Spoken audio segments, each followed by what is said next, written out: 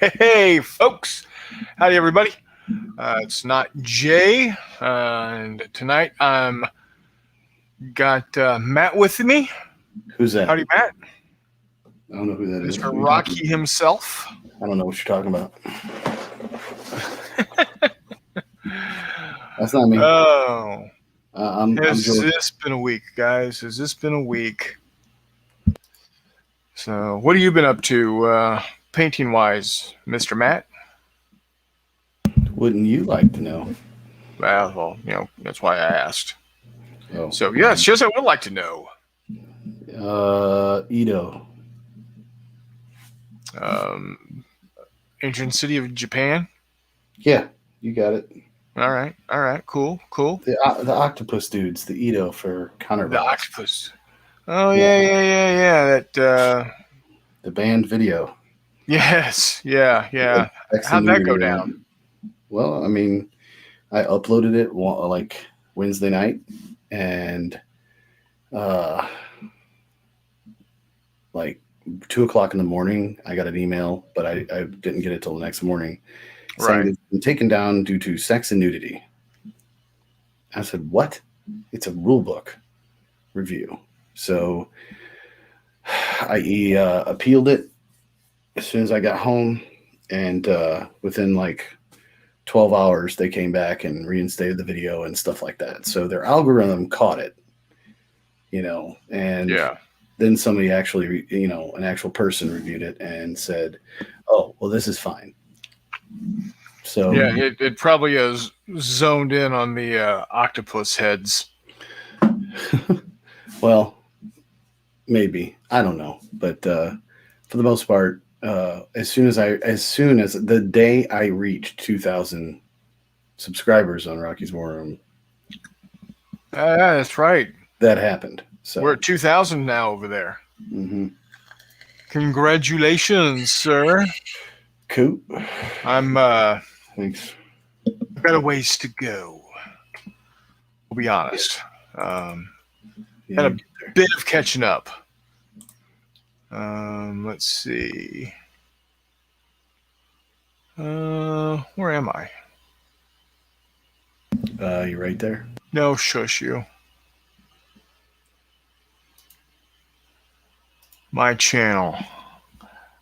I have currently 14 subscribers. Hey, you gained one. Yeah.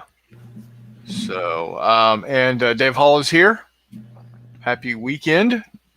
And I'd like to know, I believe that was in reference to what happened with your video. So, yeah, painting these fellas. Oh, you're chonking ass Aztec zombies. They're the Talak-bound or Talaka, whatever. They're the bound dead marauders, and I also have a metric shit ton of zombies in front of me for the same game that I'm going to be recording a how to paint video for. So, oh, very nice. Yeah, that would be Mythic Americas for those wanting to know. Aztec Talakan. I can't even say it. Undead. So yeah, close enough. Bound dead is what they're called. Yeah. And I'm getting those all ready and raring to go. We're ready to play right now, but I want to get them all painted up, every single one of them I have, and so we can add units as we go. Right. And it's ready. So, yeah. So we'll have a very cool rule book review sometime this weekend, and we have Richard Clark coming on Sunday. And oh yeah, that's gonna be fun. Is that a dinosaur? No, it's my it's my dewback. Yeah, your dewback. You need a light back there behind it. Yeah, I do. But it's coming in fairly clear. Yep. So, anywho,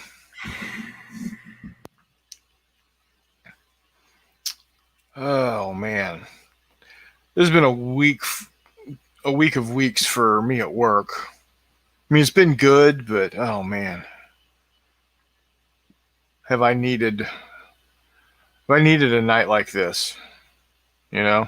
Well, we kind of had one last night. Yeah. You know, kind of our own little private get-togethers, which was fun. But from time to time, I do like to share with the folks out there. Hey, Hexy, welcome, buddy. Welcome. It's Jeff. Should have Jeff on. Yeah. Oh, and then Dave Hall says Aztec Undead versus Mini War Months box opening Undead. Our Undead are better. Aztec versus Mini What's Mini War Months Undead unboxing. His is better? No, ours is. No. I didn't even know he did an Undead box. I don't know. Apparently, Dave Hall has got nothing but, Time on his hands? Time on his hands to watch us assholes.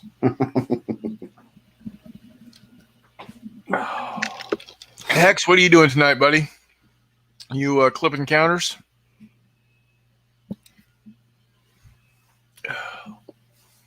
Let's invite him on. Why not? Why not? I can do it. I can send him the link. Yeah, why don't you send him the link? Hex, if you want to join us, Matt's sending you the link. We can chat stuff up. We can chat Hex Encounter with the best of them. Let us know and I'll send it to you.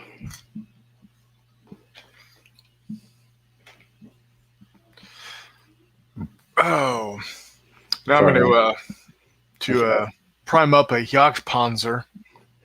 He said, okay. All right. I'll send you the link here in Messenger in a second.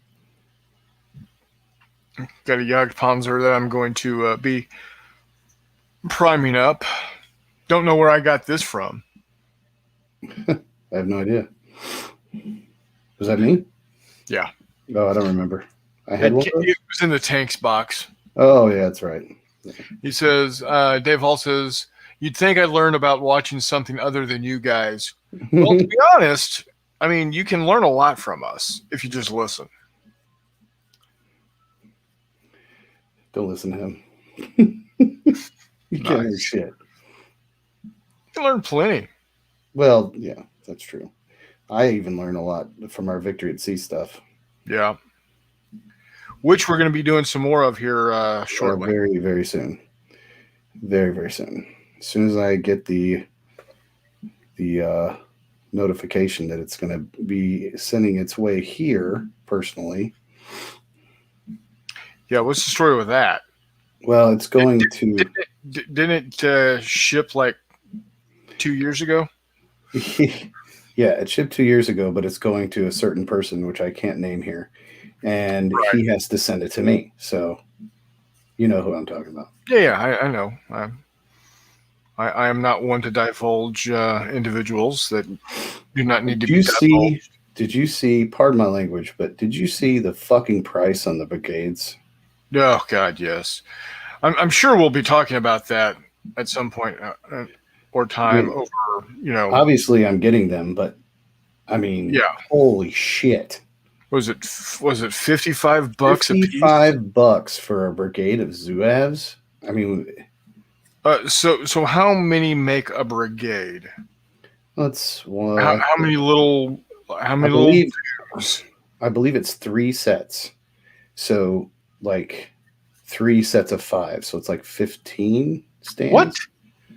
Yeah, of resin. Holy bazongas! Look it up, man. I could be wrong about that, but it does not. It looks like 3 5-man or 5 stand, 3 sets of 5 stands, 3 commands basically. And 5, I mean, I was like, Leon T66. I'm sure guys here who have been on knows who he is. He got his, and he did a video on his unboxing and compared it with what's available out there. Hex to hex, it's coming now, buddy. Let me see here. What am I looking at? What am I? Warlord, right? Yeah, Warlord Games, ACW, Epic Battles, whatever, however you want to.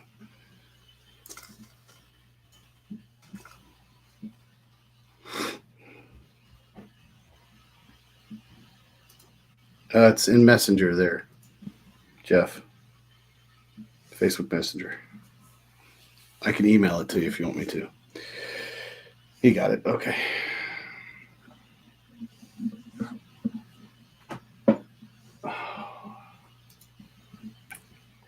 All right, so here we are.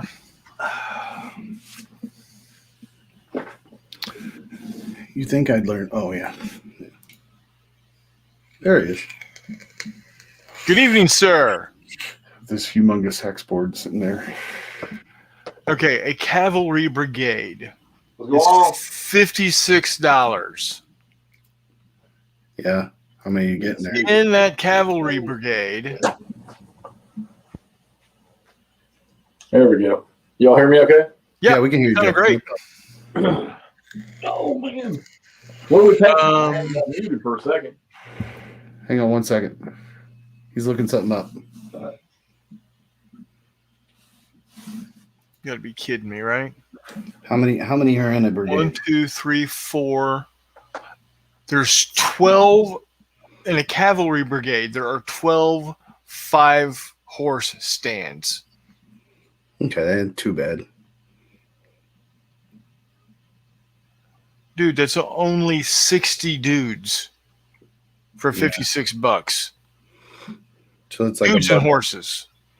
Okay, let's look at the Iron Brigade.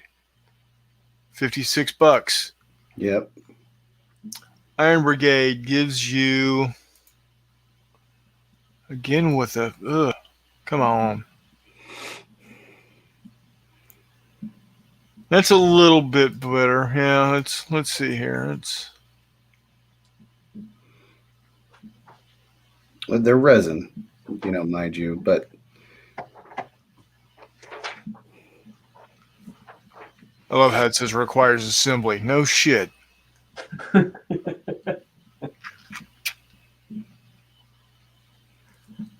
I take it y'all are messing with the Civil War minis? yeah, this is what we're talking about. It's like the resin is 40 pounds for a brigade box, which is the cav doesn't sound too bad. That's like a buck a figure. That's almost a buck a figure, Yeah, but it's But only it's less than 15 millimeter. Yeah, I know. It's 13 and a half or some dumb shit. It's still expensive. Well, how much you have done already as far as, I remember the last time you mentioned you were talking about you had such and such already shipped in, and Well, they're already coming to me. These box sets, they're $56. I'm already getting them. So, because I feel incomplete, and I'm a completist. right. So if someone asks me, "Hey, would you like me to send you these?" I say yes. Right. And honestly, we're really honest with our reviews with Warlord stuff for the most part. Right. If I think it's crap, I will say it's crap and it's too expensive, just like I am right now. Ooh. Yeah, that's 15 stands. See, 15 stands, 15 fucking stands. Pardon my language. 15 stands for $56. Yeah. Now, each of those stands has got, 20 dudes on it? 2 rows? Yeah, but you're getting in the regular box set a brigade. Look at a regular brigade. Like, look at the Confederate brigade.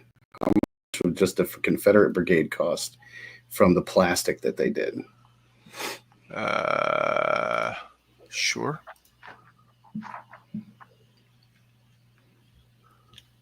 I'm in here. I'm just moving around the table, moving troops around. Sorry, Jeff. Barrel's ACW Confederate Brigade is $32. Okay. And that's 1, 2, 3, 4, 5. So it's the same number of stands plus some headquarters stuff, which would be enough with that. Jeez, oh Pete. I'm glad that they're doing resin, Oh, that's three. That's 3 commanders on horseback and 3 cannons with 4 dudes each. Well, yeah, it's basically the normal sprue. Now that's $32, right? Yeah. So the Zulavs and the Iron Brigade are in resin, and they cost $56 for the same amount of figures. Actually, less. Well, less, yeah. That's insanity. Yeah. I think the problem that's going on here is China. And the resin, they can pour and spin that themselves here or over there, you know. Yeah. Well, little tiny skinny line figures that I saw you show. Mm. Yeah. Yeah. Now the thing about resin, anything that is made in the United States out of resin, and this is everything from models to building materials, like doors, yeah, and plywood, is going to increase drastically right now because that last cold snap. Yeah, it screwed everything. Apparently, son of a bitch. Apparently, yeah. Apparently, the places that make the resin and the places that use said resin in the South, their resin storage tanks froze. Oh yeah, yeah. Mm-hmm. So they're in a climate that's shit out of luck. Yeah. With their resin right now. Yeah. We're going to be selling OSB, the crap stuff that they use for, underlayment on sheeting for the sides of buildings and, roofs and whatnot. We're probably going to be charging about, and this is probably going to be a little low for what we should be charging, but we're going to be charging about $65 a sheet. Jesus. For 1/2-inch OSB. That used to cost $15. People are paying like $25,000 to $30,000 over asking prices for houses now. Oh yeah. So if I were to like now would be the time if I wanted to sell this damn house, and I'd make a huge profit. Probably $100,000. Oh hell yeah, you would. $100,000. I bought it for $140. It's worth $2 something now. Yeah. Yep. Right. Yeah, it's where I live in West Virginia. We are we're the fastest growing county because we don't have any ordinances. So you can. That's going to change. Yeah, partially. We've already made some adjustments, but I'll put it this way. I remember when I first first started working up here for the county 10 years ago. The first thing I saw was a guy that he had his home on one of these long, skinny, narrow front lots. He put a 6 trailer park or 6 home trailer park in his front yard, and really, as long as he just followed whatever building restrictions there were, he was good. Yeah. Yep. My biggest thing right now is stormwater. I'm working on stormwater because we're the guinea pig for the state of West Virginia. All those, was it like $1.5 million in fines? Oof.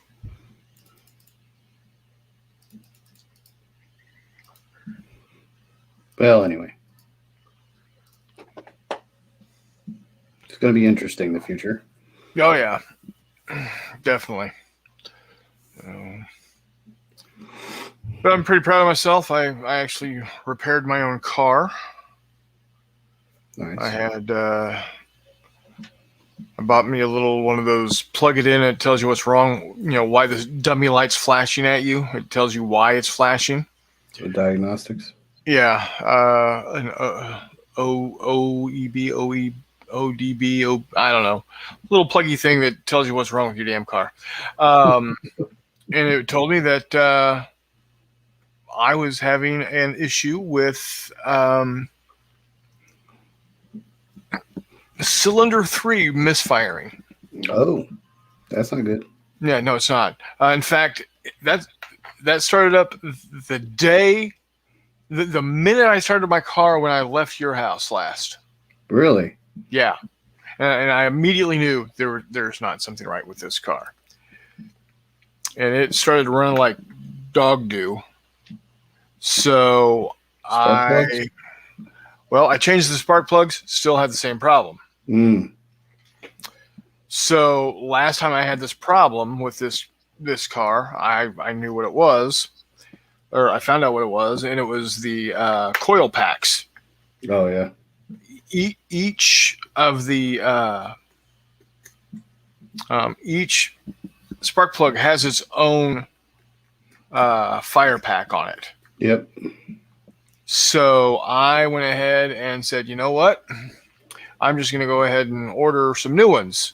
Mm-hmm. Well, what I saw was I could get brand new ones from Hyundai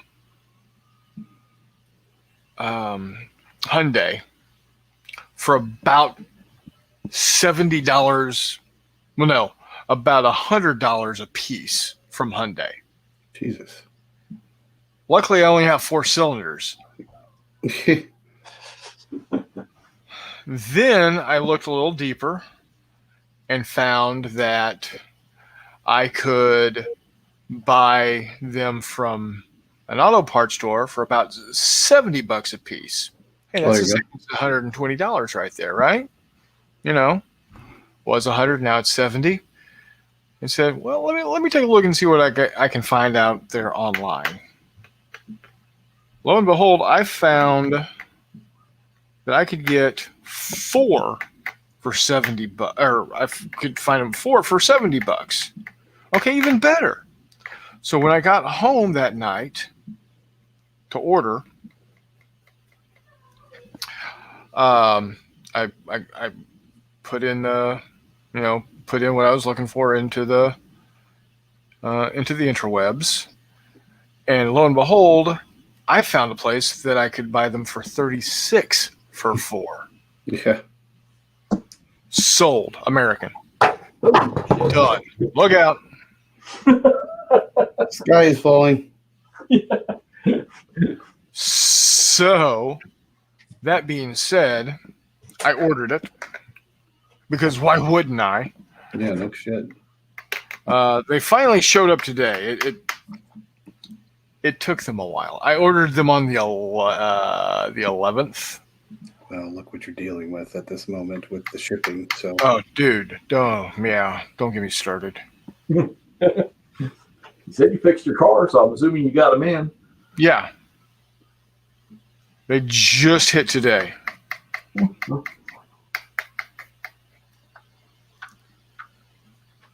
Roll some dice here, so. Oh, crap. If I make too much noise, I'm sorry. Well, No, you won't. You're fine. Can't make any more noise than me dropping. I was about to say that. What's nuts? Who is this? Count Dooku. I thought you were painting a tank. He was. Oh, I set that down. He he gets around. Round, get around. I get around. Yeah. Not start that shit. I get around. Dude, I've got a whole 14. I have a whole 14 subscribers. I'm not going to get tagged just yet. That's not what I'm worried about. It's the singing. You just don't like my singing. Peasant. Yes, peasant. Call me a peasant all you want, mister. Oh, shit. I'm destroying the Russians without even playing the damn game. What you playing? I'm still playing East. I'll be playing this game for a month. This East Front Series, Kiev to Rostov. Oh, yeah. Yes, you will be. As long as I'm enjoying it. You making videos for that game? Oh, yeah. I did a live stream last night for the Soviet half of the turn I'm playing. All right, I got to go kill my son. I'm just kidding. I'm not going to kill him. I got to go correct my son. So All I will right. be right back. I was kidding everybody. I'm not going to go kill him. I just This got to time. go tell him to shut up. I'll be right back. You shouldn't tell him to shut up. That's mean. What's the problem? Oh, Shit, the Russians are not rolling very good So- for this. that's a huge ass map. Oh yeah, it's a four mapper. Well, yeah, four mapper.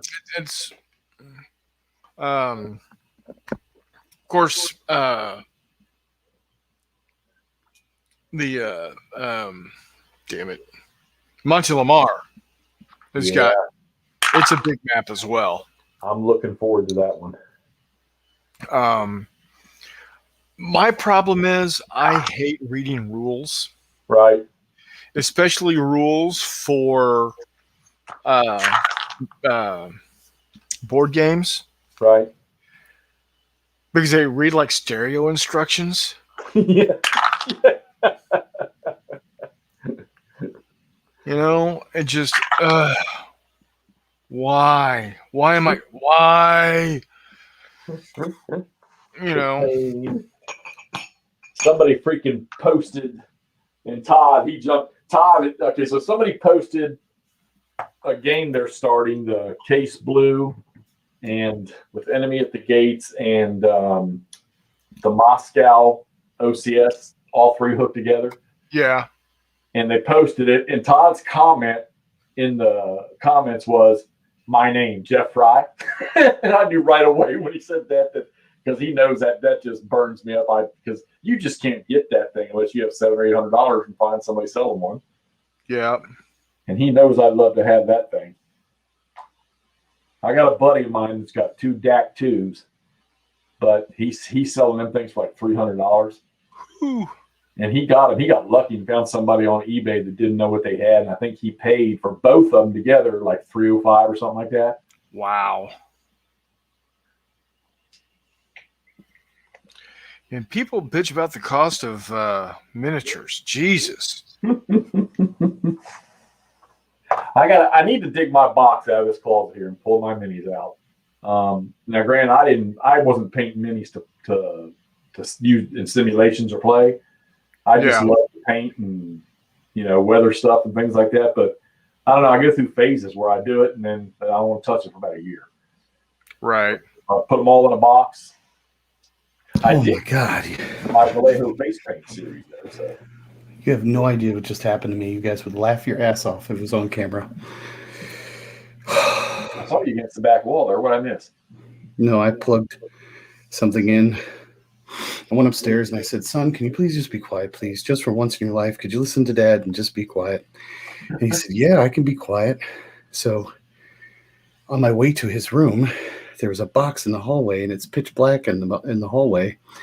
And there's a box of toilet paper.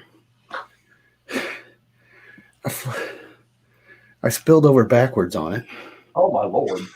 And fell on my ass. And then there was a blanket, I got hardwood floors. And there's a blanket sitting on the floor that I did not see, like right up against the couch. And I come around the corner of the couch and I slipped on it and fell on my ass. Just now. Maybe you should quit walking. Right? Like, it hurt, man. But power through. I got minis to paint. I got half my office got their damn first part of their COVID shot the other day, and they ran out before I got it. So I got mine scheduled for Tuesday. Oh, I'm gonna go get the 2-parter and get it over with. I figure I'm almost 60. I probably should get those things.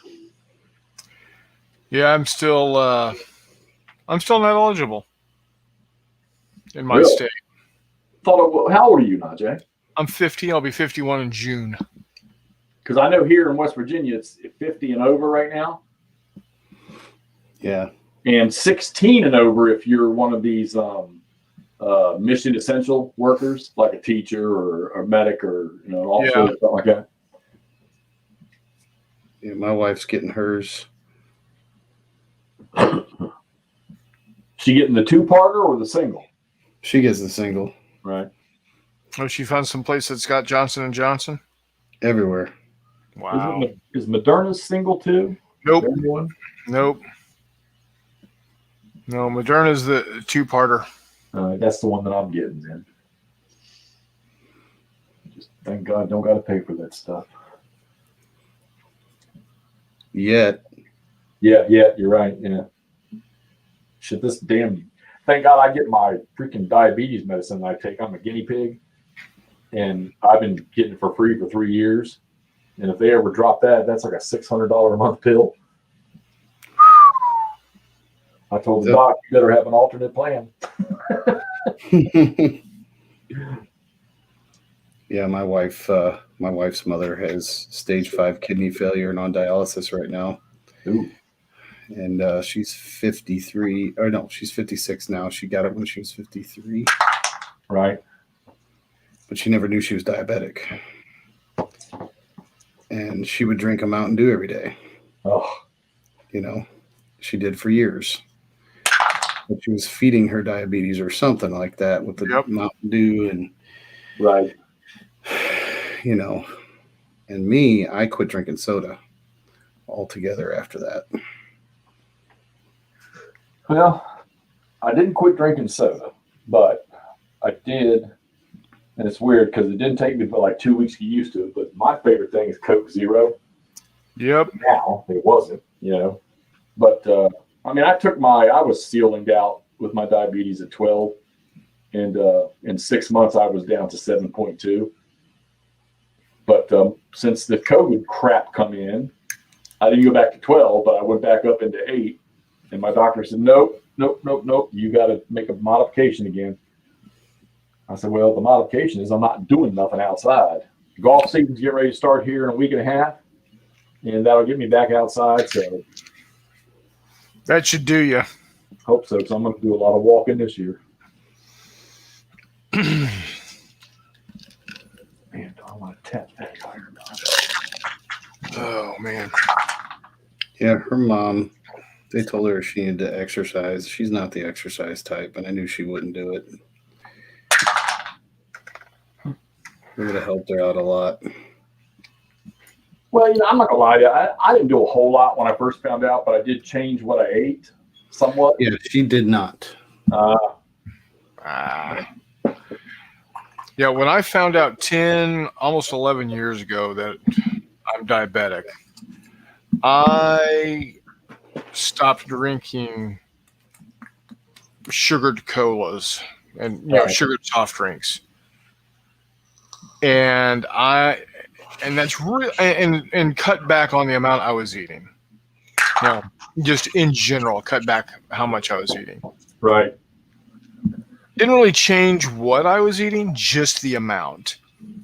And I went from 285 to 205 in about 6 months. Yeah. No, I went from 241 down to 192. So yeah, it can be done. Thing is, my problem, I don't know about you, but my problem is maintaining it. Well, I went back up to about 235, 240. Right. And it's like, no, I need to get back down. And I got back down to about 215. I was hovering between 215 and 210 for a good couple of years. And then I got hit with COVID in November. Ouch. And I dropped 20 pounds in 2 weeks. Ouch. I went from basically averaging about 205 down to 285. I do not suggest that at all. That fast, right? Yeah. Wrong button. I told my boss, I said, I want to get back to my weight when I come out of the military, like 187. He just laughed at me. Yeah.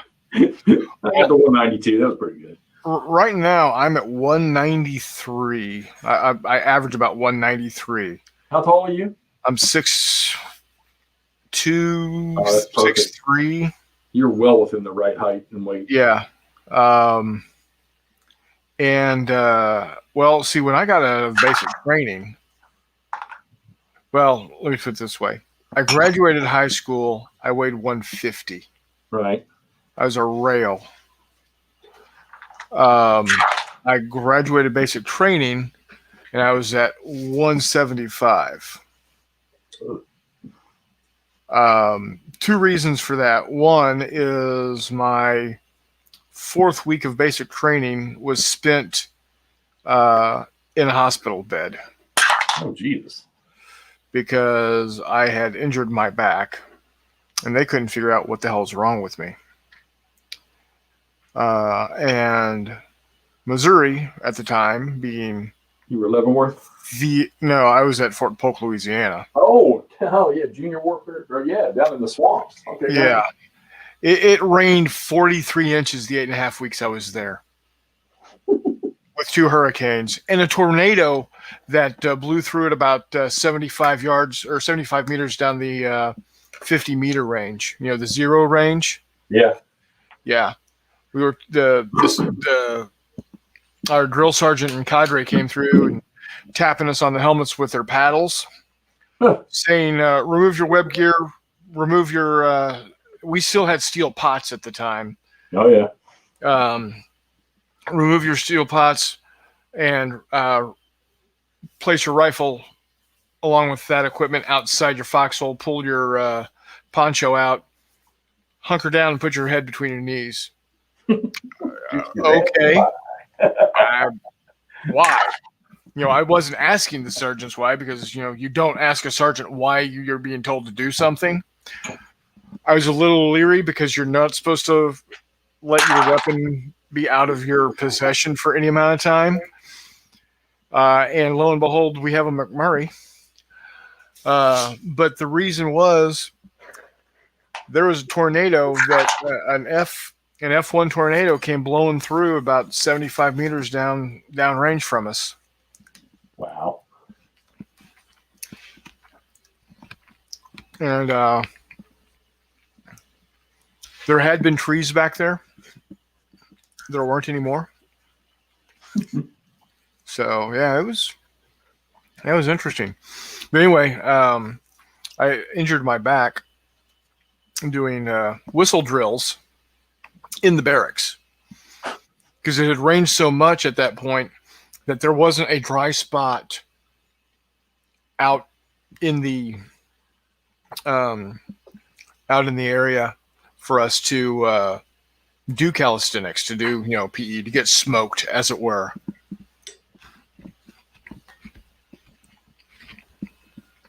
Part of my swamp course for special forces training down there. Mm-hmm. So we didn't march anywhere that summer. It's good training. That and Chaffee. I always liked going down to the Junior Warfare Training Center, Chaffee. That was a great place to go. Some of the biggest turtles and freaking black snakes I've ever seen in my life. Yeah.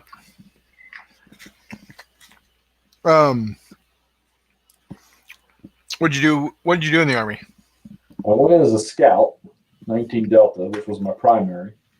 And then I converted over with Special Forces and never served A or B team duty because my primary as a scout was a shortage MOS. But I did get to go all around the world, and like I went to French Commando School, went to SAS course. When we were talking about Australia, switched out with an Australia recce team, went over to the Outback for a couple of weeks. They switched off and came to Europe. Tracking school in what used to be called, I guess, Rhodesia. Got to do a lot of fun stuff and served a lot of time working on ATAC counterterrorism teams. Yeah. And stuff like that. It's fun. I enjoyed what I did.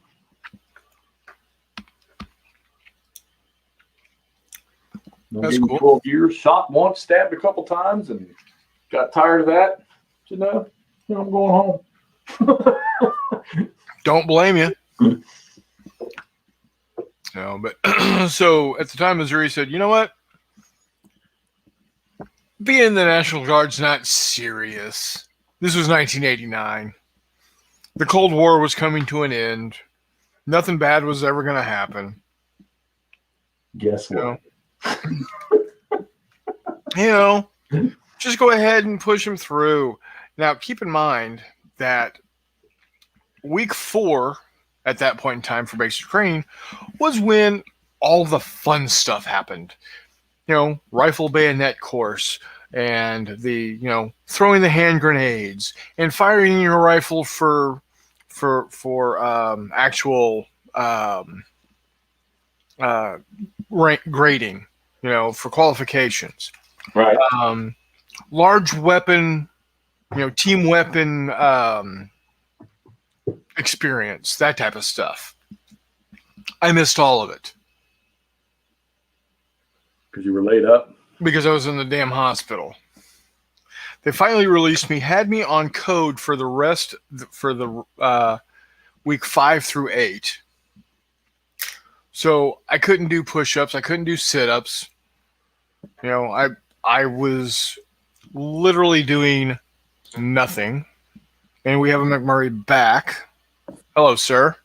Hey, guys. Sorry about that. I got in, and then all of a sudden my laptop died. Quite literally, I heard you get about half word out, NotJay, and then my laptop died.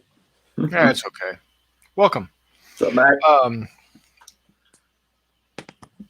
So they said, go ahead and just pencil whip him through. And that's exactly what they did. They made up numbers for me for my qualifications. Okay, that's not what happened. That's not what happened at all.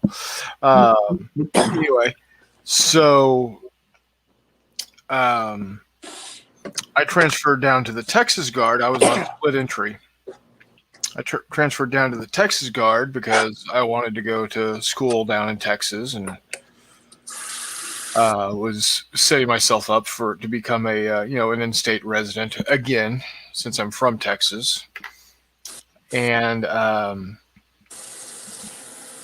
get down there and I show up for MEPS to ship out to Fort Gordon for commo school. All right. And they say, you've got a red folder there. Tell us about that red folder. Why do you have a red folder?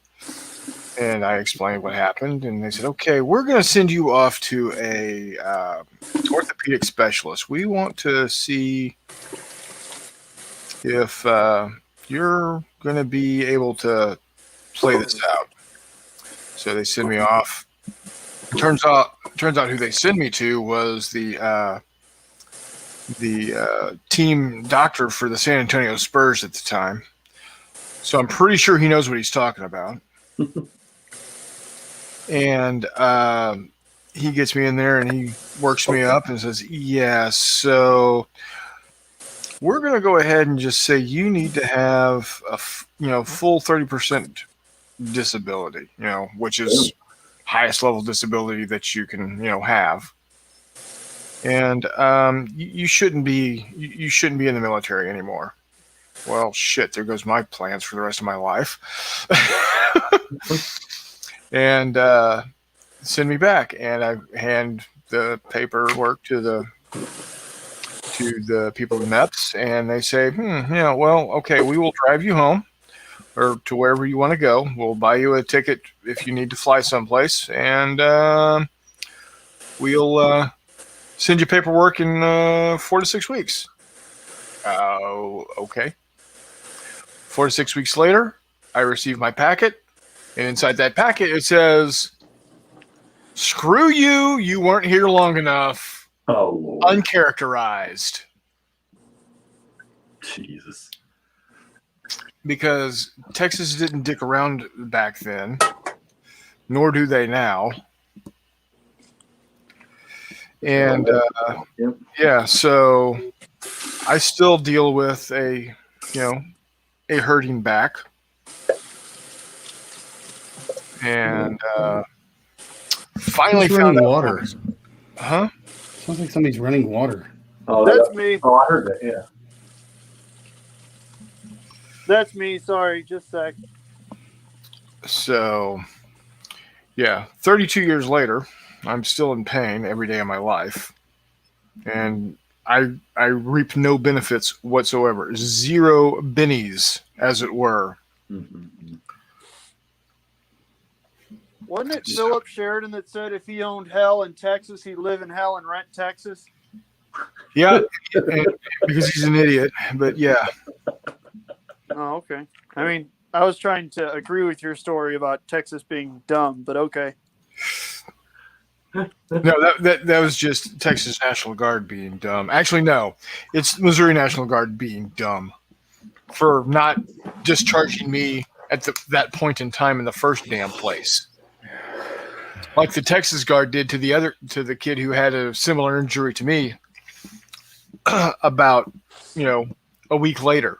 No matter what anybody does, it's always Missouri's fault, and Texas is always the best. That's right. You're killing You're me. finally getting it. You're killing me, NotJay. Now, to be fair, while in Texas, I did fail art. You failed art? Mm-hmm.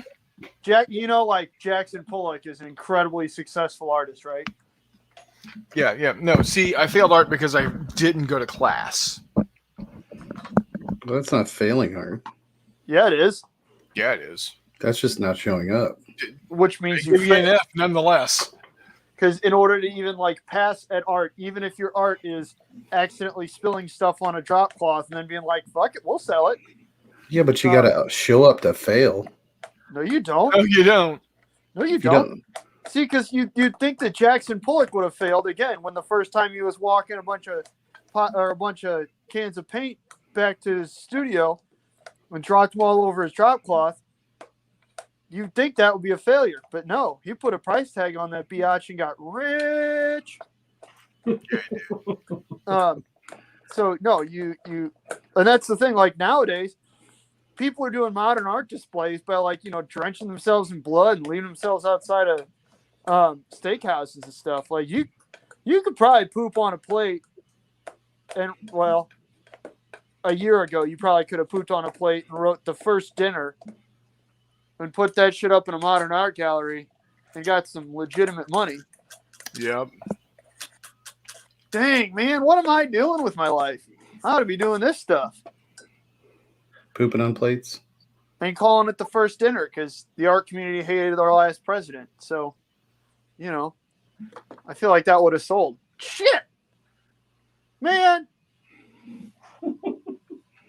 I'm on here looking to be happy and just realize I'm wasting my life away. It happens, brother. It happens. Could have gone from somebody that society hates to somebody that society loves just over the course of one dump and a little bit of fine dining china.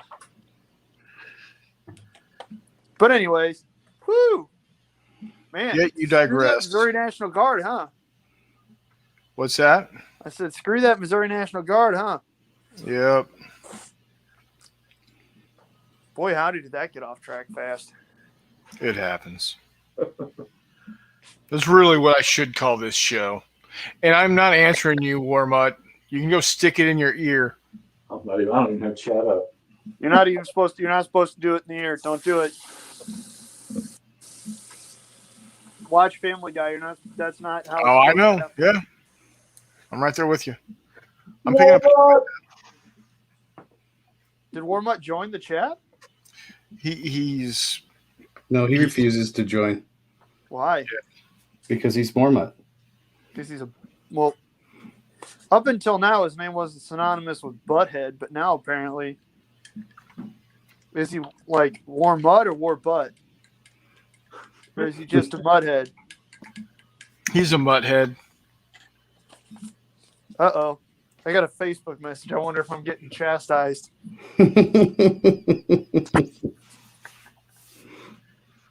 Nah, nope, we're good.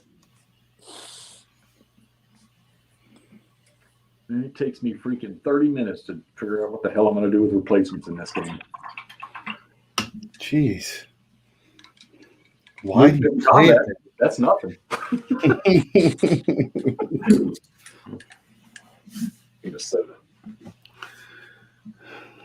I've had Dominant Species sitting here for a while, and I played that with my son.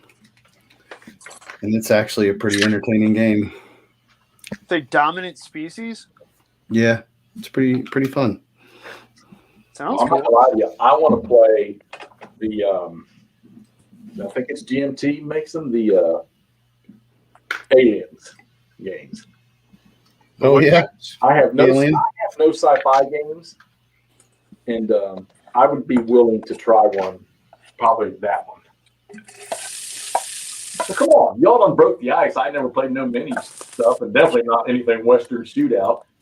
And I did that and had a blast doing that. So That's Well, fair. other than that prick NotJay winning. Wait, NotJay won a game? yeah. Well, Warmutt originally won it, and then NotJay, technicality'd him, and he ended up winning instead. That's right. Suck it, bitches. Yeah, I hate to tell everybody else who played in that game, but damn, you guys suck. Rookie. I claim rookie. Okay, that's fair. That's fair. That's perfectly fair. NotJay, I'm happy for you. The dice didn't sabotage you. No. I mean, It's a not when it Christmas counted. miracle. It's a Christmas miracle. Yeah. That's always the thing. Like, that's all I can ever do in Fistful of Lead is just try and game my cards as well as I can. Right. And it's like, well, this is my fourth turn in a row not getting a single face card. That's cool. Okay. Yeah. Oh gosh. Well, Wiley bitched the entire time afterwards and during that I only had one guy per person. It doesn't really showcase the rules. Yeah, it does. It's a shootout. You play one guy in a shootout. Beats me. One guy. I'm One. still feeling bad for. I think it works pretty. I mean, What'd you say, Hex? I'm still feeling bad for taking your boy out. Yeah, well, hey, don't worry about it. Yeah, we saw it warm up. You can't stop yourself. what do you do this time? Show it again. He bought Star Wars. What? What kind of Star Wars? Like Legion? Yep. For the models. Is that a game? Yeah. That's what all of these that's where all of my models come from. Uh-huh. Like my Luke Skywalker here. Man, I had a bunch of the Imperial Assault minis back in the day, and I didn't realize that they were completely different scales. Like Imperial Assault is 25 and Legion's like 32 or 35. Legion figures are friggin' gigantic. Yeah, they are. Yep. I love them.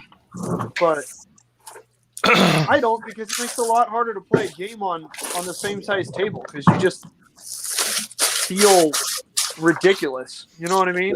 Yeah. The whole thing is off. Like the figures are way too friggin' big. Like I get that they can look cool and all that, but to a certain extent, like once you get into the 35 or 54 or 42 millimeter figures, you got to be playing on something huge, man.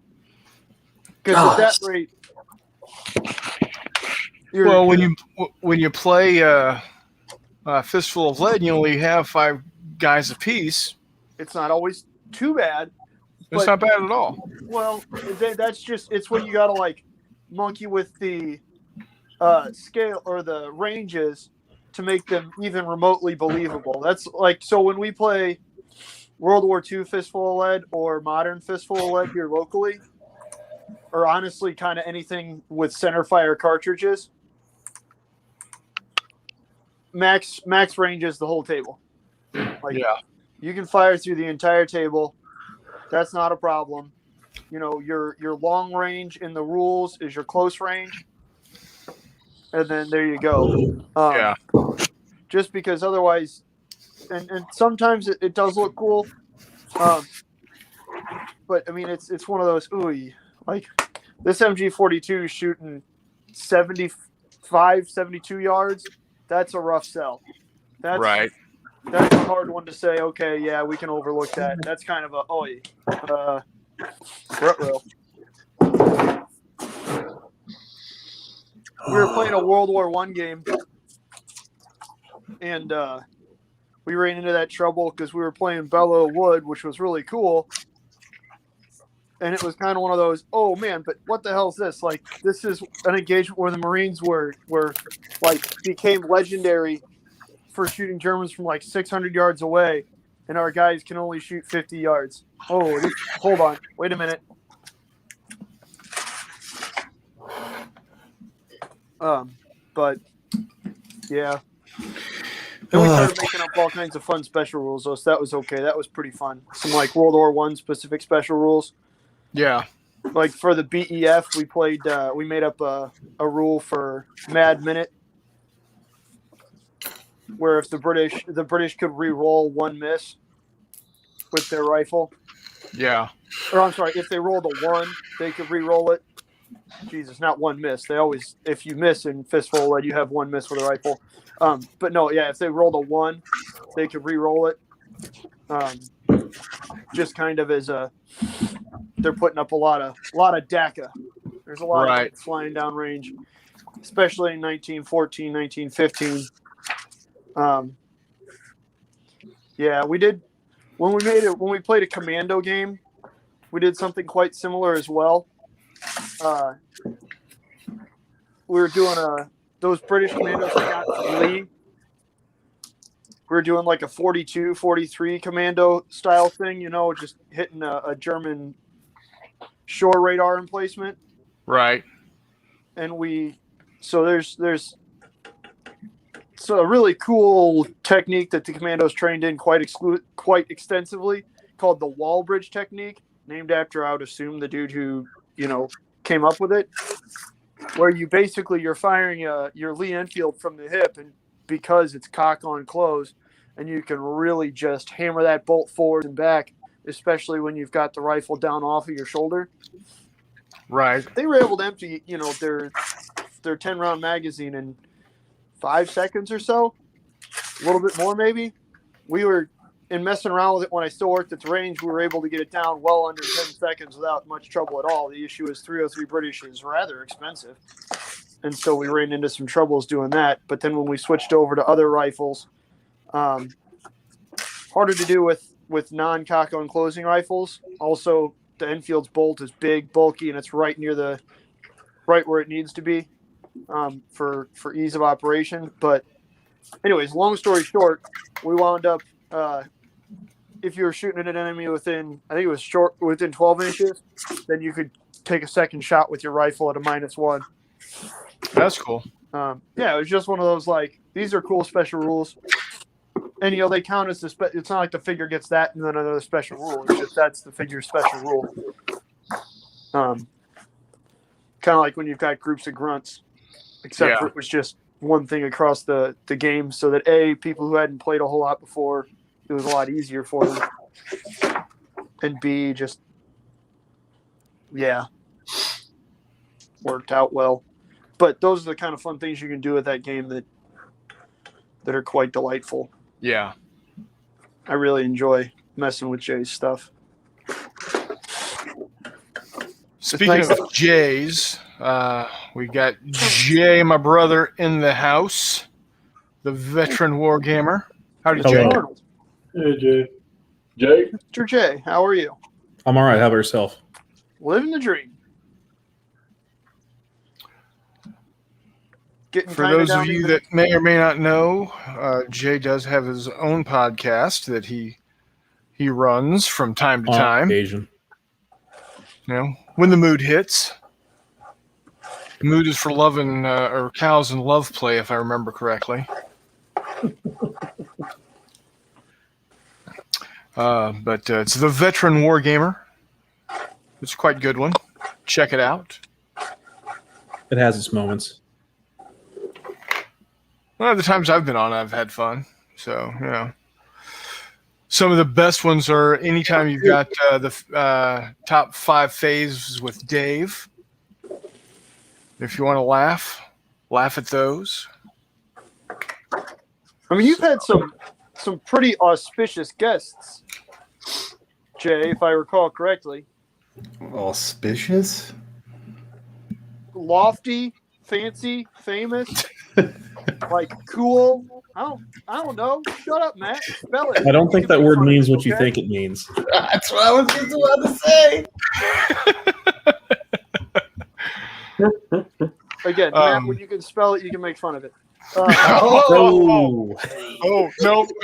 When you can pronounce it, you can make fun of it. Yeah, there you go. It doesn't start with an O. I'll give you that to start with. Point being, you've had like Henry Hyde and stuff on there. You've talked to a lot of fancy folks.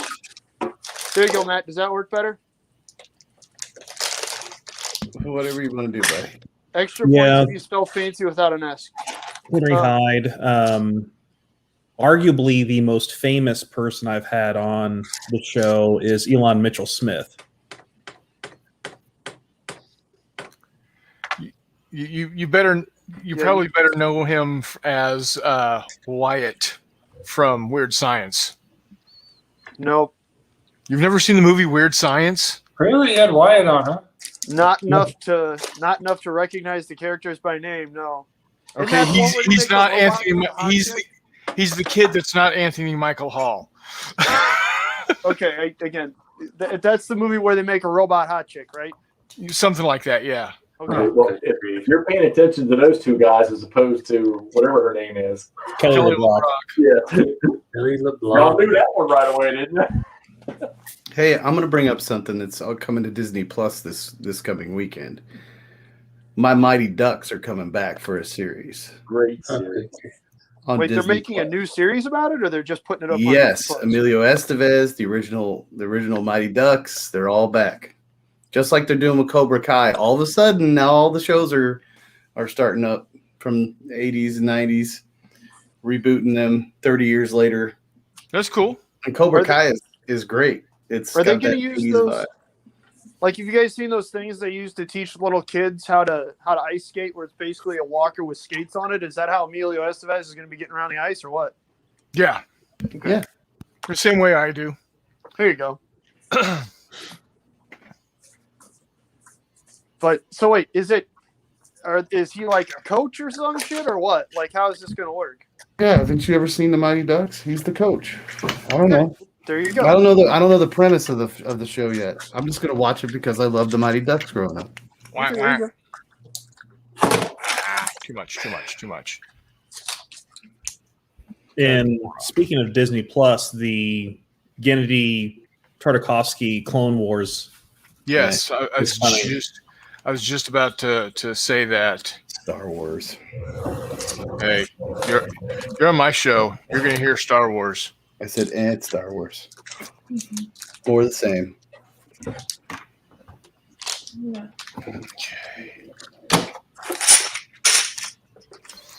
I'm working on Count Dooku right now. I think he's turning out pretty good. I thought you already painted Dooku. No, Darth Vader.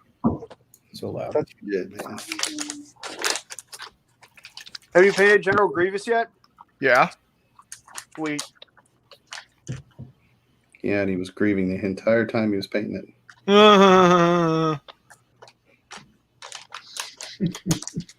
Hey, listen, I could have told a paper joke, but it would have been terrible. So I had a construction joke for you guys that I was thinking up earlier, but I'm still working on it. Ugh. Jeez, Lou. You guys are killing me. that's it. Tough crowd today. No doubt. What are you playing over there, Jeff? I am playing TS to Rostov, East Front Series.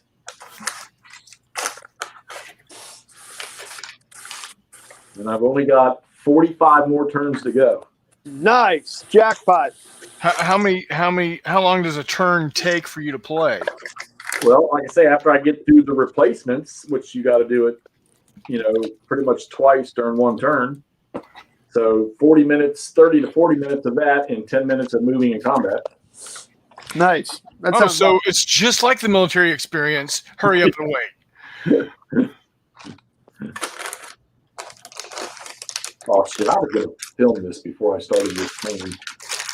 I mean, you probably haven't seen it, but there's about 40 freaking Soviet units who just got all their supply cut off and they're never going to get out of this pocket. I like the barrel, Jay. Yeah, I've decided to This is going to be on a cart, Oh, nice. but I've decided to have it painted because, despite what movies might tell you, they like to decorate stuff during the Renaissance. So I don't see any reason why they wouldn't have decorated a barrel. Right?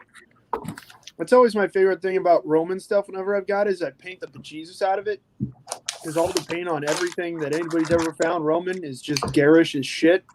Yeah, it falls off. I painted one of the Gangs of Rome buildings like that. And somebody's like, "What's wrong with that thing? What are you talking about?" That was almost bad. One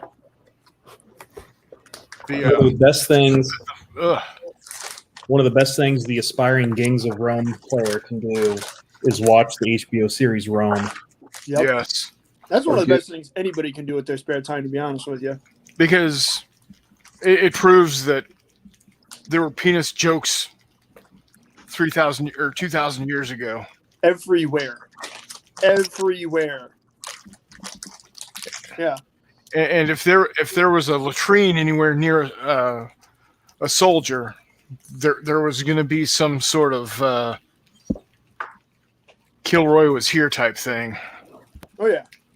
I was trying to explain that to the 20-some-year-olds that work for me in the office. They had no clue what I was talking about. And even after I explained it, they still had no clue what I was talking about. What, with Kilroy, or the fact that 17-year-olds never change and dicks are always funny?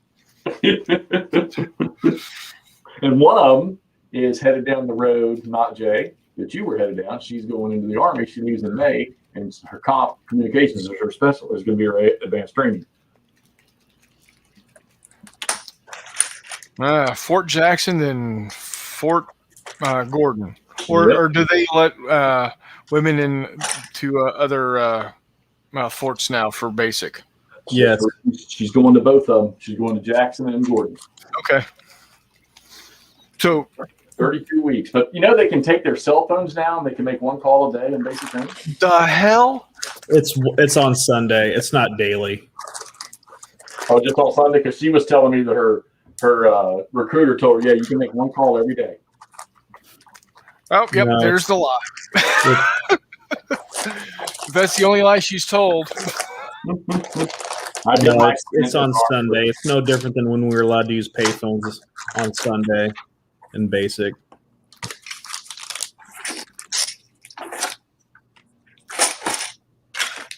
Okay. The bases are huge on this thing, man. Huh? The bases are huge. No, they're not that big. Mm. I mean, they're only that big. Yeah. Are they Well, 32s? Height-wise, yeah. Oh, they're every bit of 4 millimeters Yeah. Oh, dang. thick. Thicker than a bowl of oatmeal, baby. Well, that was fun. I opened up another box. I know, we heard all of it. Right. Yeah. Well, here, take care of that right now.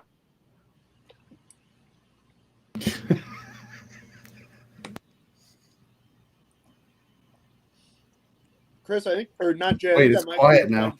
One of my favorite things about that show, Plebes, is just, Yeah. A, it's hilarious because it's stupid buddy comedy, which I find hilarious. But also, I don't know. Stuff never changes. You better believe that 20-something-year-old Romans are out every weekend trying to get it wet. Oh, yeah. And get drunk and not, lose their hat. Yeah, it's just one of those. This is great. Like what is it? Tablet discovered outside of Damascus from like 58 BC or 58 AD. That's some. It's a receipt. That's all the pay deductions out of a legionnaire's pay. Yeah. Poor bastards earning like a tenth of his pay in cash, and it's just one of those. Yeah. Sorry, buddy. Stuff never changes, man. Yep. But Man, he's turning out good. Christopher Lee. Yep. He's a really powerful actor, man. I thought I screwed up really badly because the cloak is actually supposed to be brownish, or not brownish, but outright brown. And I didn't paint it brown. I just did a blue gray dry brush over it. And then I realized, oh wait, it's supposed to be brown. So I did a dry brush of leather brown. Man, I think it looks superb. I'm about to say. Probably won't be able to see. Well, I mean, I'm on a phone screen anyways, but Yeah, I can see more brown than gray. I'm gonna do a snap of him here in a little bit. Okay. Post it up.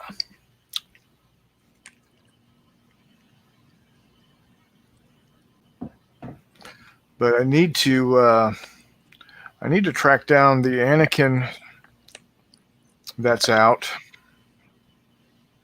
Well, you know what? I think I'm going to call him done. Get him mounted. Is it already sold out on Fantasy Flight? Yeah. The Anakin? Oh, yeah. Yeah. Hmm. I was going to say that'd probably be the cheapest place to find it. Right now it's going for like $20 or $30 or whatever. Holy smokes. Yeah, it should only be 15. So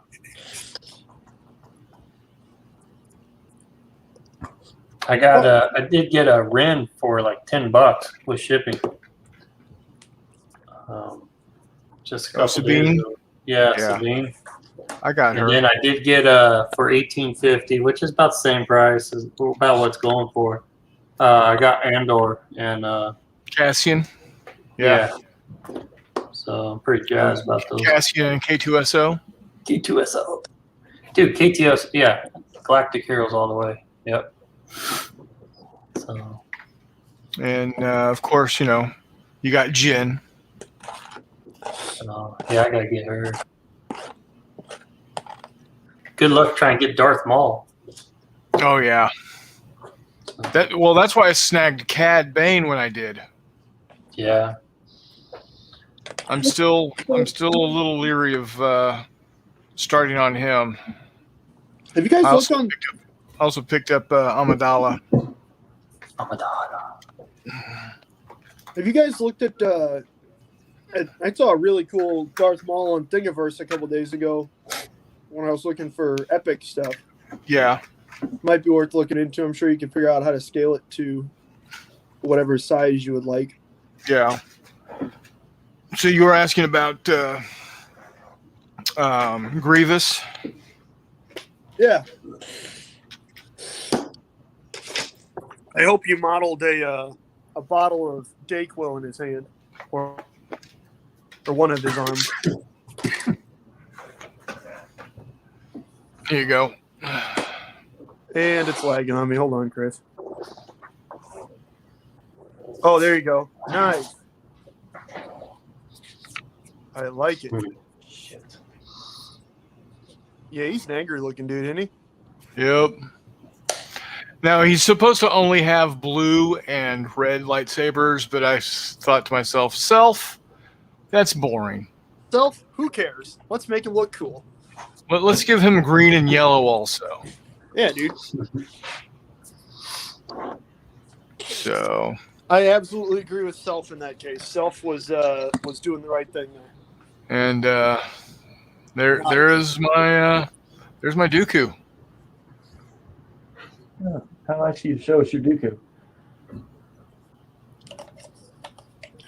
Oh, I like the cloak, man. It turned out great. Yeah. Sweet job. I mean, okay, I haven't seen episode 2 in probably 8 years. Yeah. But, I mean, again, that's one of those, it looks really, really good. Don't worry about it, man. Yep. So. That doesn't make any sense. Dumbledore is a wizard. Dumbledore's already a wizard. What about Dumbledore?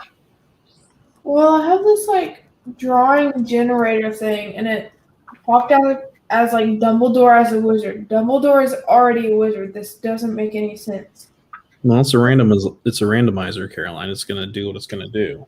So either hit it again or do something else, but quit griping.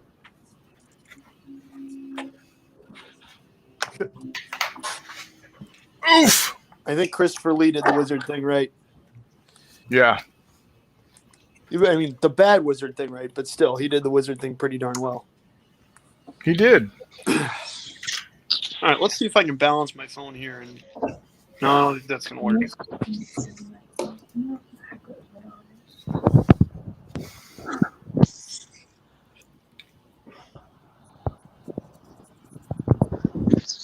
There we go. Let's see if I can balance this. Good enough. Just need to get a little glue.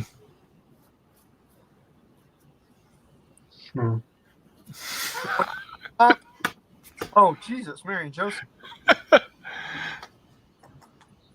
You basing him? Yeah. There you go. I think I'm going to go ahead. I'm going to continue to use my Mediterranean. Yep. That's a good mix. I thought about using my homebrew green, but I think for him the Mediterranean is going to be best because that's what I got. Grievous has got the Mediterranean. All the what do you call those things? Bad guys? Yeah, the robots, the battle droids. Yeah, Mediterranean's a good one because then if you want to keep it arid, you can keep it arid. You can change it into a bunch of different stuff just based on the stuff you put on it. Or if you want to make it look relatively, lush, you can still put tufts on it. Unless you're going for like a Pacific Northwest forest, you can really change a lot of it just by adding slight top of the If you need Pacific Northwest forest, it's a hard sell, but whatever. That's why we got pine forest, man. That's also a good one. I like that.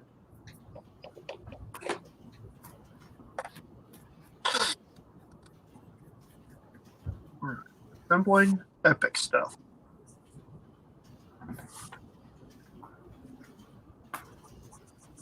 Oh, come on. I got these dang $40 tweezers over here, and I can't use them things to save me. Todd calls and quit using my little girl tweezers. Todd bullying you?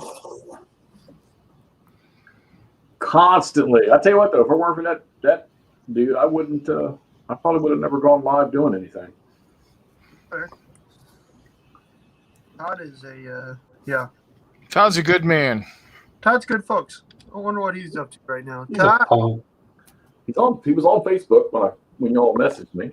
Yeah. 1, 2, 3. He's on multitasking, Facebook and family time type stuff. Oh, I forgot. What's up? What's that? Oh, I forgot. Commented. Oh, what's up, man? Yeah, he said I bought that. He said this about 30 minutes ago. So sorry, Dave. I bought that Star Wars box for my son a few years ago. He finally glued them together in December, and there they sit unpainted. Well, he'll never die. And he says, very nice Dooku and Grievous, not Grievous. What's the little monkey so far? What's the chubby cheek? Thank you, Dave. I appreciate that.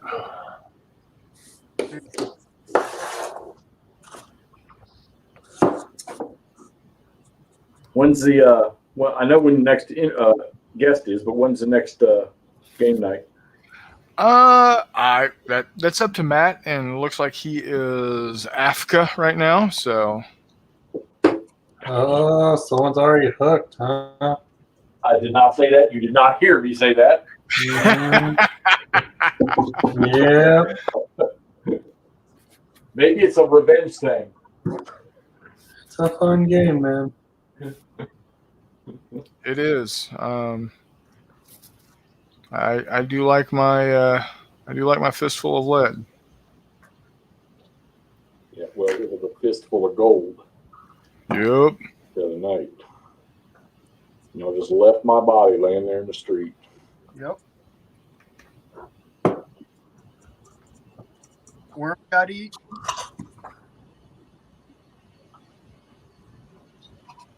So I got a bunch of people that subscribe to me hollering about, you need to go ahead and do Time for Trumpets next and be the first person. And I just finished punching that thing this evening. So how many counters does that thing have?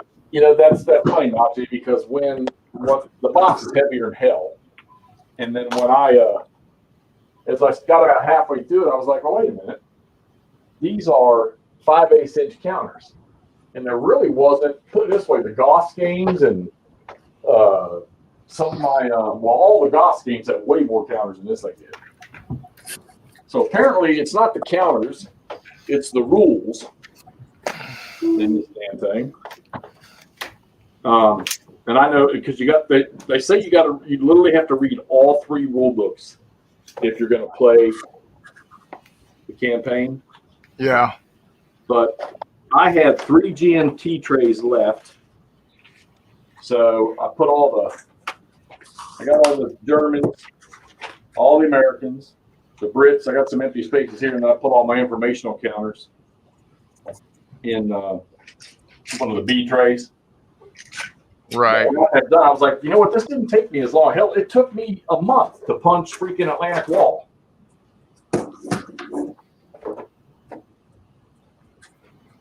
But I don't know. I mean, I'm gonna have to Rostov on the table. I figure it could possibly be a month. On the big table, anyway.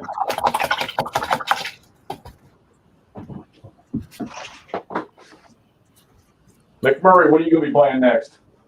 I think it's going to be Heights of Courage. Right. I set that aside. I've had it set out for a while. Work got nuts, and I just kind of missed it. But one thing that I found works really well for me with board games is they're a really good kind of interlude to keep me doing something. And that's the card. That looks good, Jay. Oh, nice. Oh, nice. Sweet. Good stuff. Done and done.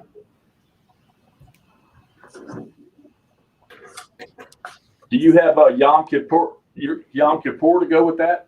Heights of Courage?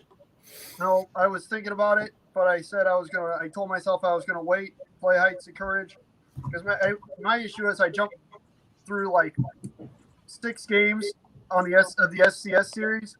Right. And I need to play. I just picked up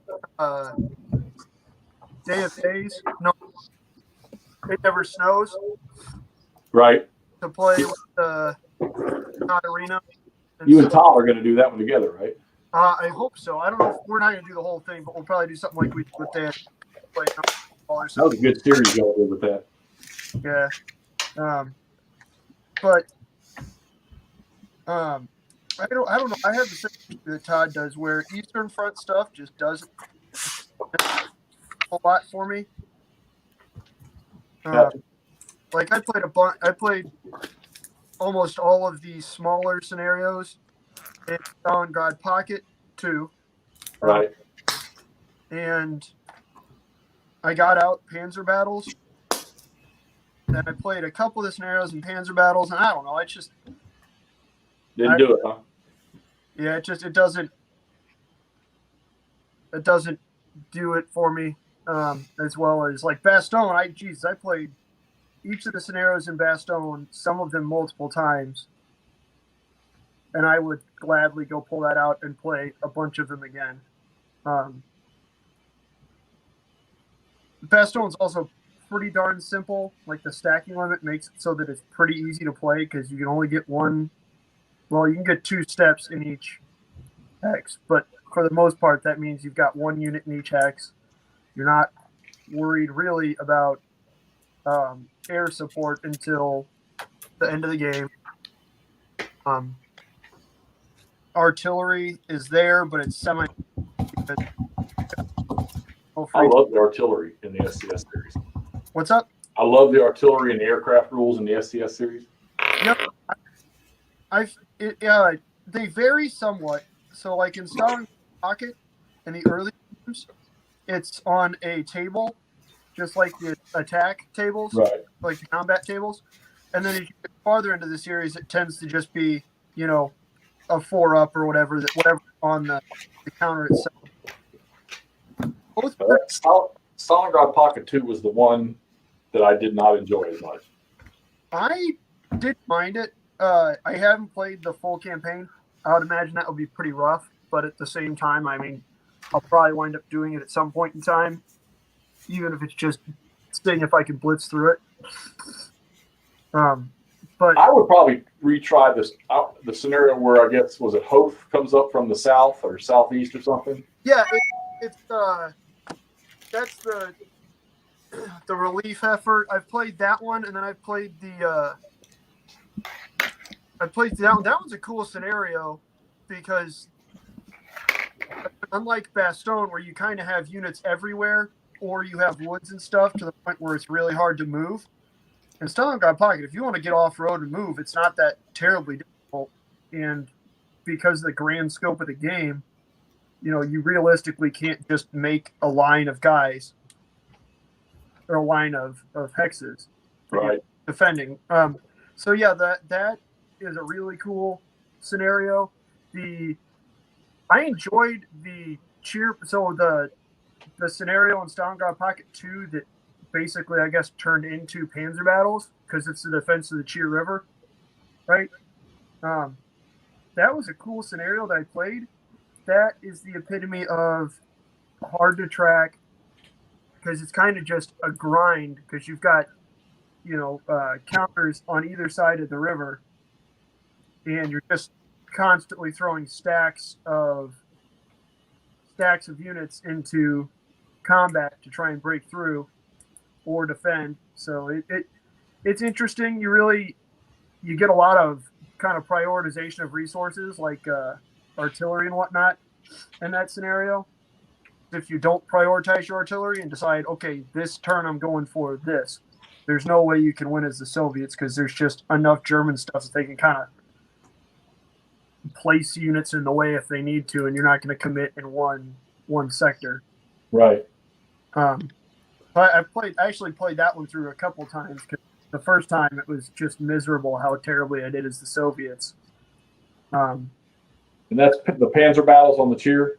No, it's one of the scenarios in Stalingrad Pocket. Oh, okay. That then they blew up and it's like the defense of the Cheer River is what the scenario is. Right.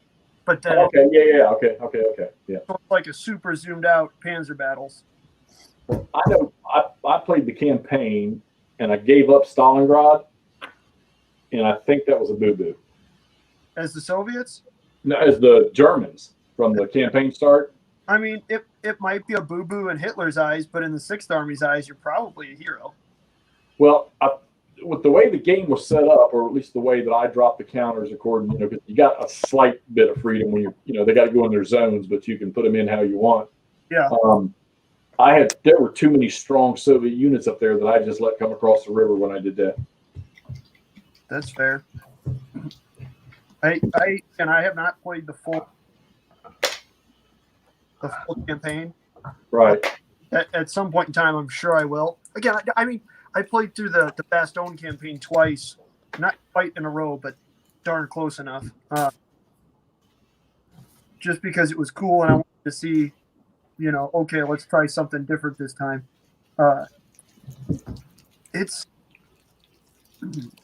Pocket is just an entirely different animal. You know what I mean?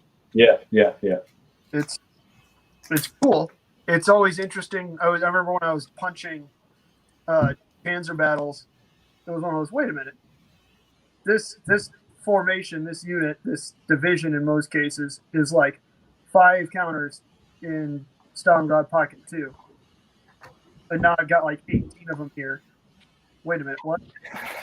That's the best thing about SCS is you can put that, any of the series, you can put them at any scale you want, and the rules will work.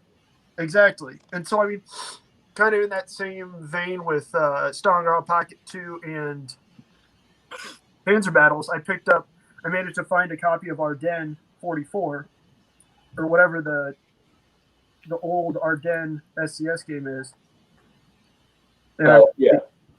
I'm going to need to clear off more of my table up here.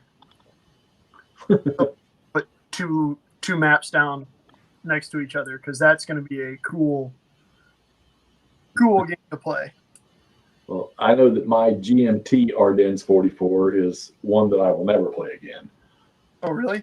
Of all the, and I love France 40, the one that Todd just played. I played that one first. Yeah. And I love the daylights out of that. Similar, same guy, pretty much the same system. But Ardennes 44, about 7 or 8 turns in, I was like, damn, this sucks. I played it. I finished it and actually won it as the Germans, but I was like, man, I did not enjoy this. And then I turned around and buy Bitter Woods and A Time for Trumpets. What was I thinking? It's a good question. That's a very good question. I mean, I've only played a couple SCS games that didn't have Road March in them. Granted, Road March in Day of Days, when you're playing the scenarios that Todd and I were playing, is pretty much worthless.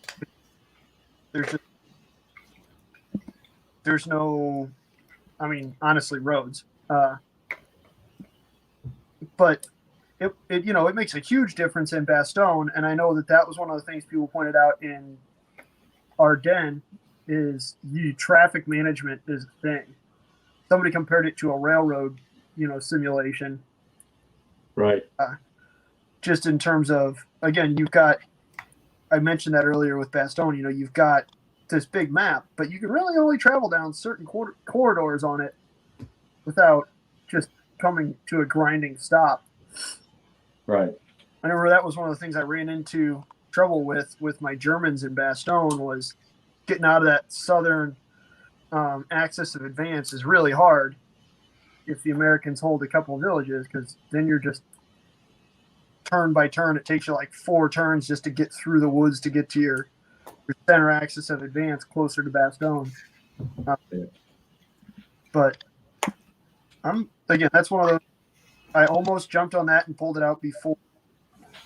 Are you saying that the game designers purposely set up the rules so that you have to face the same decisions that the on-the-ground commanders faced at the time? Yes.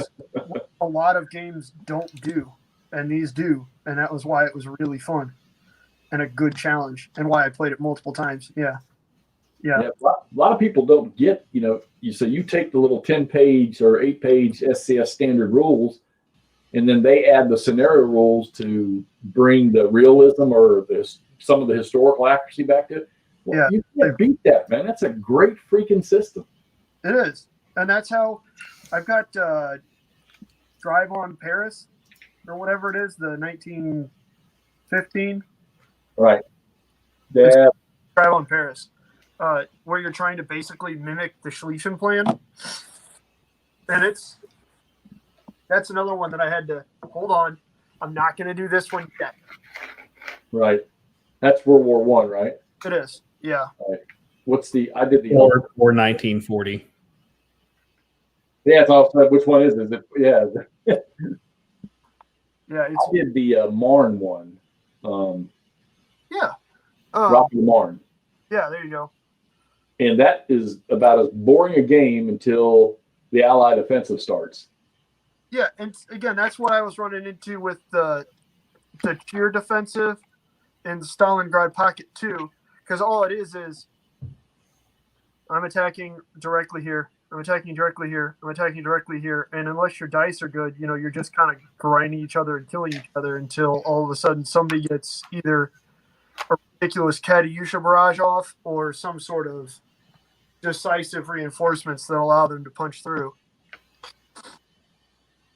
But the one thing that makes me sad is that there really aren't any early war SCS games like on the Western Front. Right. I know Todd talks about this all the time, and I agree with him. That'd be super fun to play, especially when they've already got TCS games and everything else that I know they're not direct copy paste conversions, but it'd be cool to see some of that. I feel like they could do real good stuff with that without too much, effort and extra research going into it. Yeah, I'm sitting here looking at. You're right. There's the SCS games. There's nothing. There's nothing early war. Yeah. There's a Guadalajara if you want to go like extra super duper early war and just. Yeah, I played that already. That was okay. That one wasn't bad. I was going to say I've heard a lot of negative things about it, but at the same time, I like kind of weird stuff, so I figure it might be. I'll probably wind up with it at some point. That's amazing. They haven't done a West Front, or at least I don't have any titles sitting up there that.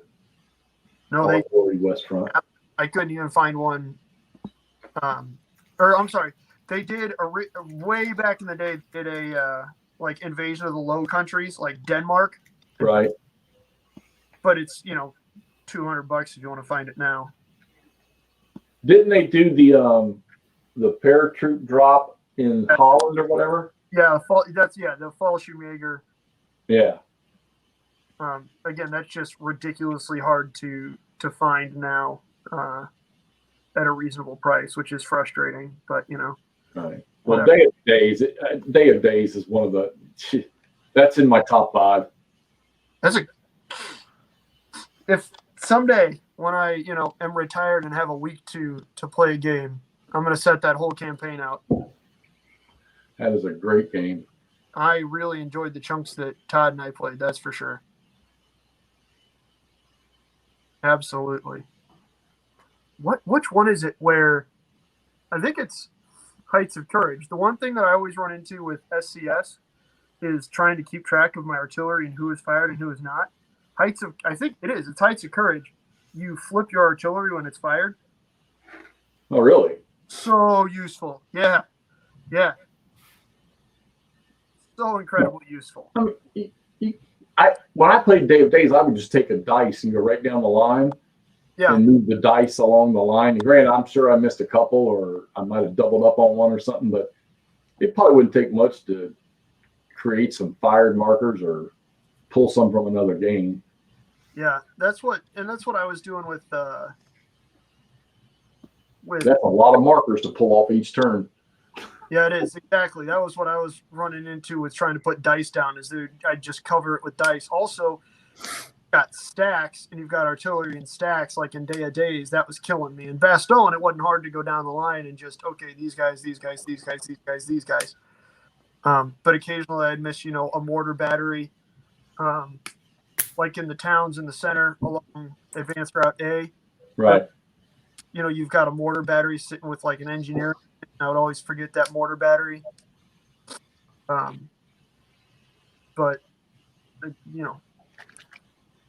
smarter people than I need to be playing that game. But that was just one of those one of the few things that I know I've had trouble with SCS is that, and that took care of it straight off, which was really nice.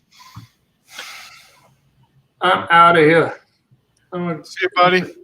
Sorry we talked about Hex Encounter too much for you, Brian. Bye, buddy. No, just tired. Where'd you die? One of those nights where you get to the desk and feel like you want to paint, and then you're like, yeah. Yeah. You gotta do what I do: come home from work and go to sleep. Yeah. Gonna go watch a movie with someone that's a whole lot better looking than y'all. So damn. That's not. I'm gonna go shoot some things. See you guys. You should probably set the bar higher than that, bud. But Yeah, because right now it shaves dog butt. Bye. See you, buddy. Also, Dave Hall left. His dinner is ready, and I'm deserting Skittles and Tata, etc. perfect. Yeah, and I'm gonna go shoot some tanks Yeah. and pass out. I'm gonna go down the road tomorrow and actually we got a guy that retired. One of the guys that I game with every now and then, he has a buddy of his that the older fellow, he's retired, and he's getting into woodworking, and he's made a couple of demo dice towers. Oh, cool. And they're giving me one of them, so I'm going to have to get that tomorrow morning and hang out for a while again. Get me a free dice tower. Hey, Buddy. do what you got to do. It's the best Yeah, time. Hey, I wrecked I recognize the title, man, but is podcast all you do? Is there any other media thing I can catch your stuff on? What's that? Is there any other media type I can catch your interviews, reviews, whatever it is you do? I've got a YouTube channel. We've got some live games that we've done. I recognize the name. Can I just YouTube Jay the Veteran Gamer, Veteran War Gamer? Or? Just Veteran War Gamer. Yeah, okay. Yep, I know I've been there. All right, no problem. I'm gonna pop over and take a look at that too. All right, guys, appreciate it. Good chit chatting. Yeah, thanks, Hex. Yep, talk to you all later. Take care, Jeff. And then there were 3 because I think Matt's still, beating kids or something. Well, 4 if you're counting me. So Good. I am, however, going to probably call it because I do have to go to work tomorrow. Yeah. Don't be disrespectful. Yeah, great. Am I getting derided by my niece or my nephew? Your nephew. Your niece. Okay. I guess I have no room to talk. I have to watch kids in the morning. So, well, you guys take care. I'm out. Be good. Folks that have been watching, I appreciate it. Thank you so much. Tell your friends, tell your relatives, stay away. No, I'm kidding. Come see us. We like to have fun. Sometimes it's boring, sometimes it's exciting, but it's always different. So, you guys take care and have a good night. There you go.